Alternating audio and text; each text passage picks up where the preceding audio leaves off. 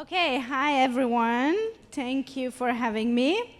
I am going to cover what Councillor Bradford just said, and is going to. I was actually hoping that by the time we're going to have this conversation, I will be able to tell you how Council voted, but because what happened yesterday, they're voting on it today. I don't know if the Councillor is still here or you already left, but I just want to say that I'm not used to politicians raising the bar for pro-housing folks like me. The question is, what is going to happen today? Because in my opinion, we need to make sure that the 30-unit cap is approved, then going to fix it, instead of having a debate, because if staff is going to work for additional 2 years on the 60-unit cap, and then we are on election year again, we're gonna miss this opportunity. So, you know, I was just giving an interview to the media. 30 is better than 0, and 60 is definitely better than 30. But I'm just afraid that we are now debating between 60 and 0. So let's see how Council is going to vote today.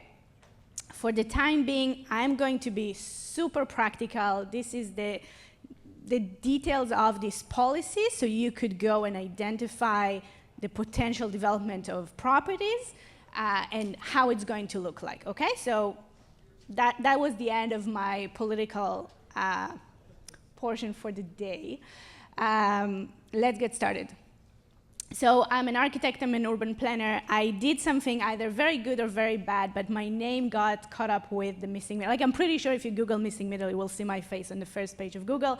I believe that everything that was so far under the EON, which is expanding housing options in neighborhoods, started as laneway and garden suites and the multiplexes. But for me, if you ask me what is actually gonna make it, the major streets is the most exciting part, is the one that if our city should invest in something, is unlocking the potential of major streets. Because for a city like Toronto, to talk about garden suites and laneway suites, it's nice if your kids go to college, maybe if you have elderly parents, you're an immigrant in bringing, multi-generational living, something like that. But calling it the missing middle and identifying it as something that will solve the housing crisis, the numbers are just not going to make it. And I believe, and Councillor Bradford posted it himself, that since the city approved the garden suite policy, only 6 were built. So it just shows you that how hard it is to really count on it as something that will actually move the needle for housing. So what are we talking about? Major streets, specifically under EON, we are talking about the Yellow Belt. I'm sure you covered this today. The other thing is that we identify, okay, this is the map I wanted to show. It's the major streets. So when you go and identify properties, and I promise this will be a super practical presentation, there are 2 ingredients. One is that the property is designated neighborhoods in the official plan land use map, okay? Not zoning. Zoning and land use map are 2 different things. It looks very similar because they use the same colors, don't ask me why, but it needs to be in the land use map of the official plan. It needs to be yellow, or the professional term, neighborhoods. The second thing is that it needs to be on a major street. This map is map number 3, major streets, and these are streets that are officially identified in this map. On our website, if you want to find links to both of these things, we have direct links on our website, so you can find it.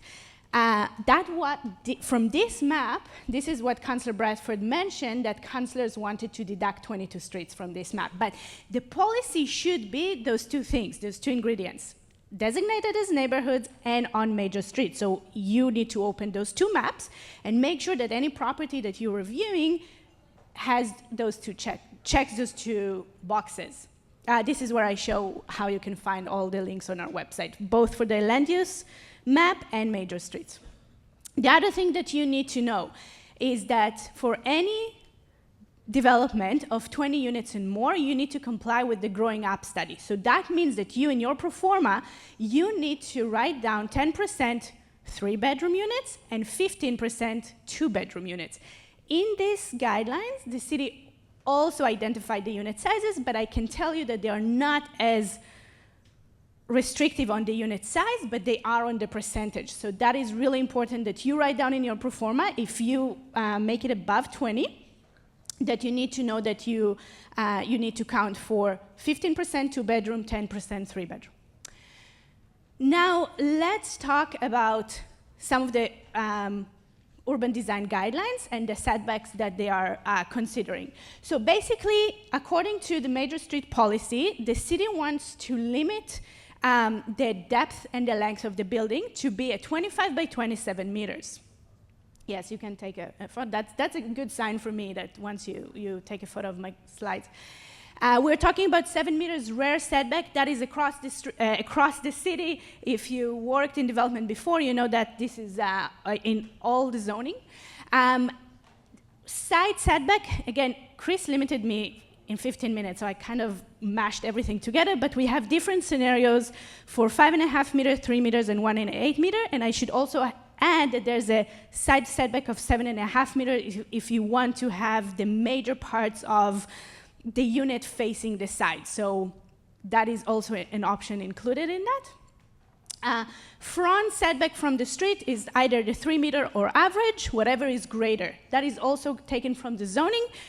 What I'm trying to give you here is some very high-level tools. So when you look at a property, you can calculate the property. If you don't know how to do that, you go to the city's map, you can measure it, and then you can start reducing the setbacks. You have the box, and you can start calculate the density. I want to give you some DIY tools, okay?